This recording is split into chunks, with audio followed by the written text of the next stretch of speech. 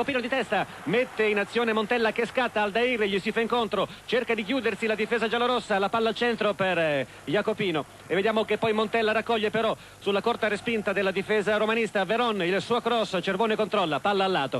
lato e dunque sul fondo, rimessa che avverrà dunque con il calcio di rinvio affidato al portiere giallorosso Cervone. Siamo al 22esimo, punteggio sempre fermo sullo 0-0, alle azioni manovrate da parte della Sampdoria, risponde la Roma con rapidi lanci, con dunque tentativi di contropiede. 0-0 per Giamarassi e linea che va a Roma. 20esimo all'Olimpico, sempre 0-0 tra Lazio ed Inter, ancora l'Inter in avanti, l'intervento vincente da parte di Ocon che ha scambiato il pallone, quindi l'ha ricevuto nuovamente nel cerchio centrocampo per Venturina, avanza a piccoli passi, poi arresta improvvisamente la sua corsa